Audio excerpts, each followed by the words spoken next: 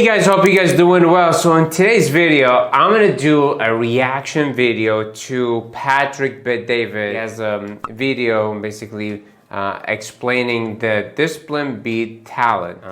I think it was more like a meetup with his client as a consulting, and he's going over the discipline, how it works, an example as well when he started his insurance company, implementing discipline with his sales team. So let's just go over the video. Standards are a thing that people say and then it goes away.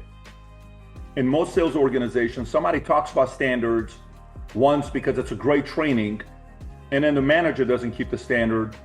And so once the manager doesn't keep the standard, everything's gone. So I agree with that. Yeah, it's nice to have the team member on a Zoom talk about the discipline.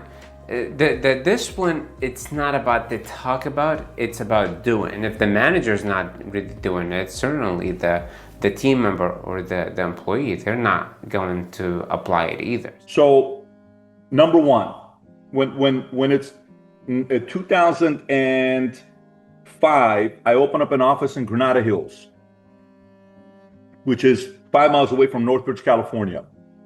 And I looked at my entire office of what was going on and what issues I was having. Everybody was sleeping with each other. I had a lot of young guys between 18 to 25.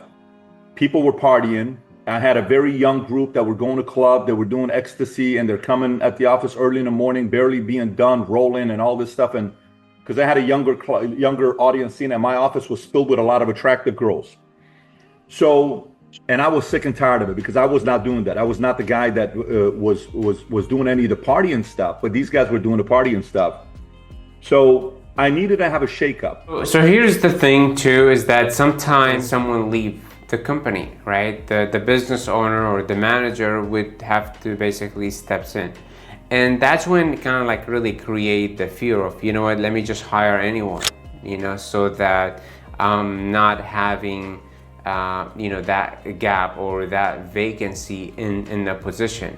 However, when hiring too fast, right, without really filtering and checking all of that, checking the skills, the talent, the discipline, the habit, coachable, basically filling up the office with really not good skills team member, and then now it's gonna show up later on by just hiring anyone without really having to check if they're really qualified to be there or not. And I don't know how many sales guys you guys got. I took the weekend and I went and wrote out and measured who are my most successful sales guys that I had in my office that created the least amount of noise, that performed the best. Here's a pattern I noticed. So this is also important, right? Sometimes you can't do that just over the interview. It's really a matter of luck to get good people or good team members or good sales team on the interview. And now that you have them in the office, now you have them, you're working with them, there's that time. And now let's take the time, let's now filter these and see, okay, who's performing, who's not performing. Let's now, if you have too many, and these people really, some people are working, some people are not working, but we're not really filtering, the people that are working well, basically they're gonna see that they're not being appreciated, and then they don't also want to be around team members that are really not performing. And what's gonna happen, they're gonna leave, and the people who are not performing basically is going to stay, and that's not good. They were married, they were church going, they had kids, they had money saved, so they didn't have stress, because people that were under a lot of stress, they would misrepresent to make money. And so they would lie to the clients, and I don't want any misrepresentation and any compliance issue. So I can definitely relate to this. So I had like a program, I had opened it for new wholesalers to come in and join the company. And what happened is that, I attracted many younger guys, right? Basically younger than 25. They were at school. Nothing wrong with that. You get younger than 25, they're still going to school and they're really hungry. They want, to get the deal done. What happened is that the first week, boom, boom, they're like, yes, let me make the call, let me do it, let me check. And literally the second week it started going down. These people like, I don't know, I have headache, I have to go with my parents, I'm going shopping. It's like it start, excuses. Now start excuses, and then it passes time. It's like, what, you're not really good fit. Because here's the thing, I'm spending my time, I should be spending my time, let's say, with sellers, investors, negotiating deals. However, I'm basically spending my time with this. So that's very, very, very important, because again, we don't want to waste time either. Because it's unnecessary noise. And I wrote that out. And then I realized the headaches were being brought to me by people under 25 years old that were single, who were fooling around. And weekends, they're just partying, they don't go to church.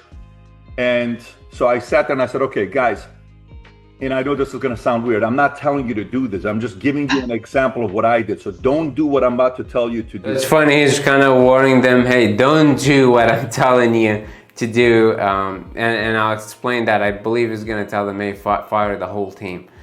Some business owners, what they do, they get super upset and they just pretty much fire everyone, right? Yes, it's kind of like, it looks kind of like a feed the ego, that moment. However, you're really destroying the company. You're really destroying the company, because again, let's say the manager is implementing, not just talking. Talking is different than implementing the discipline, the habit, the standard. I had everybody that was under 25 single. I asked all of them to stand up in my room. I said, leave, I don't ever want to see you again. And so then there is the friction point. Of course, again, I wouldn't suggest that either, right? I wouldn't tell any business owner, be like, oh, you know what, just fire, 30-40% of your team members, right? What do you want to do? And this is really from experience, is that when you implement the standard, the discipline, team members, they themselves, basically, they're gonna fire themselves, right? And they're basically going to leave, unless they're really, really bad. So of course, at that point, they really need to leave. Now, we are Sunbelt Cash Offer. We're always hiring. We're currently looking for team members, really good team members who are looking to, sales, job, or looking forward to, go into sales appointments, and they are local in Rio Grande Valley and also in Dallas as well. If you are, then feel free to reach us. We are currently hiring, be happy to work with, with the team members. So again, if you're interested, feel free to, give us a call, text, or leave me a DM and be able to, reach out to you. Until next time, this is Wally. Thank you so much. Take care. Bye-bye.